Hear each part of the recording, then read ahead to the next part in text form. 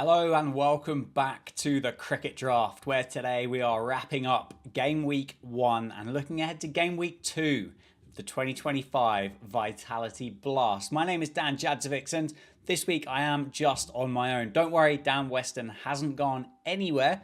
Just with the nature of T20 cricket, a little bit difficult trying to get everybody in the right place at the right time. So a couple of quick roundups from me. We will be bringing Dan back through the course of the season for a little bit more in-depth look at teams, players, good options, picks, transfers, googlies, and all that other good stuff that you love about the Cricket Draft. If you're new here, subscribe to the channel, like the video for us, make sure you are following the Cricket Draft across all of the socials for updates with regards to signings, team news, injuries, availability, all of that great stuff that you can come to expect from the Cricket Draft team. But let's start with a wrap-up and a roundup from Game Week 1 as we saw the start of T20 cricket this summer. Lancashire, they won all 3 of their games at the start of the competition, as well as Northampton winning 2 from 2.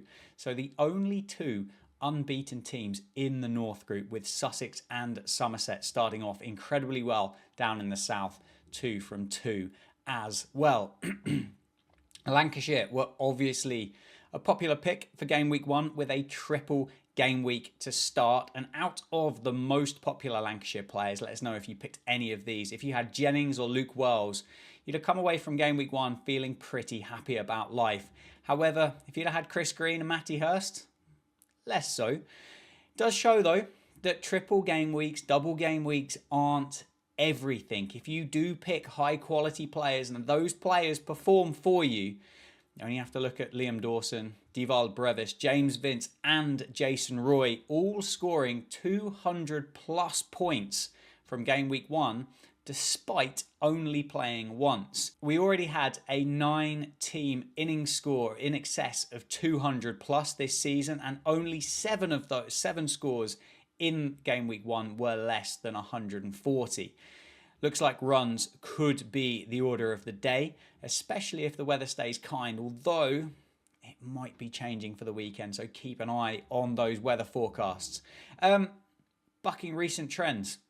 The top 9 wicket takers in the start of the competition are all seamers. A lot of wickets fell to spin in 2024, and only 2 of the players out of the top 10 scorers for Game Week 1 were under 7 million in the game. So if you want to get the big players in, you're going to have to pay the big bucks in order to get them in the team and in order to get those points. Out of the top 23 scoring players in Game Week 1, 14 of them were all-rounders. Now, we have stressed in the build-up about match involvement, and all-rounders fit the bill perfectly. So it does show how important they are. You can only get 4 of them. So make sure you go back and check the previous video and just check out what Dan Weston had said about match involvement and the key options. There's some information on the channel. There's some great statistics out on social media as well. So go and find them. They are incredibly helpful. Game Week 2. Game Week 2 and the preview for it. There are 7 teams that have triple game weeks in Game Week 2. So there are fantastic opportunities to load your team up with players from those 7 sides. You've got 3 free transfers ahead of kickoff, plus 3 penalties as well. So you can use up to 6. Derbyshire and Glamorgan have 2 triple game weeks back to back. So potentially some fantastic options to get in your side now and keep them through Game Week 3 as well, if you're prepared to look outside some of those highly popular picks.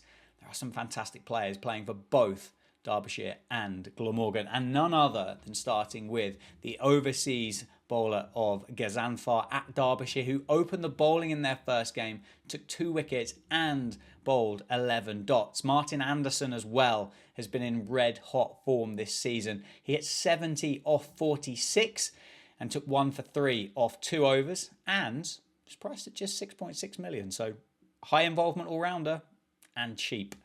Also, you want a high risk pick, maybe a differential from others that might not be a bulk pick and might give you a bit of a standout option. Have a look at Nye Donald as well. He scored 315 runs last year at a strike rate of 199.4. He absolutely whacks it. An incredibly dangerous player. and one that is geared up in favour of cricket draft point scoring. So could be a fantastic option with 6 games over the next 2 weeks. You'd think he'd come off once or twice, wouldn't you? Glamorgan, Colin Ingram, he is just owned by 2.6% of cricket draft players. He scored over 700 points in the cricket draft game in 2024, and he is an outstanding cricket draft, or an outstanding T20 cricketer, all formats really, just a fantastic cricketer, absolutely brilliant. We've got a hunch that Dan Douthwaite is going to be a good option for these next couple of game weeks and for the season as well, to be fair. It's been fantastic. He started with 2 for 18 with the ball, 31 off 19 with the bat as well. He's going to have high match involvement. These are these all-rounders. You need them in the team, and Derbyshire and Glamorgan are fantastic places to look. Ben Kellaway as well, fantastic option. Surprisingly batted 3, also bowled 3 overs as well, and at 5.2 million, he's pretty hard to look past. I know he's in my team and will definitely be coming into that starting 11 for the next couple of game weeks as well. And Mason Crane has had a fantastic start to the season and is attractively priced as well. If you're looking for the future, which you have to look ahead for the future. You have to plan. Somerset, Gloucestershire and Durham players you own now may be good to keep hold of on the bench if you can kind of get them through these weeks, because they've got some fantastic games coming up in the season. The Worcester Rapids batters, they could be worth looking at as they play at home for one game where they scored 200 plus, and their away game is at Notts, where again over 200 runs were scored. Could be a fantastic week to use one of your Googlies, the double captain in particular. Sam Curran, Dave Willey, Dan Lawrence, Jason Roy, James Vince, Devald Brevis, Liam Dawson all have triple game weeks in game week 2.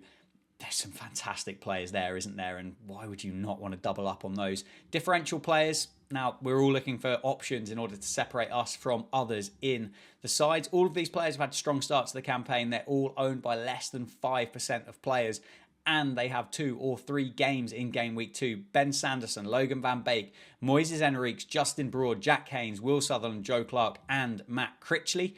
If you're about strike rates, which hey, we love a bit of intent, don't we, on the cricket draft, there are currently 6 players with 200 plus strike rates in the blast with 50 or more runs. That's Sol Budinger, Ryan Higgins, Devald Brevis, Justin Broad, Joe Clark and James Vince again. On the flip side, if you're an economy rate lover, there are 4 bowlers who have bowled 8 or more overs and gone for less than 6. Ben Sanderson, Zach Folks, Matt Salisbury and Riley Meredith.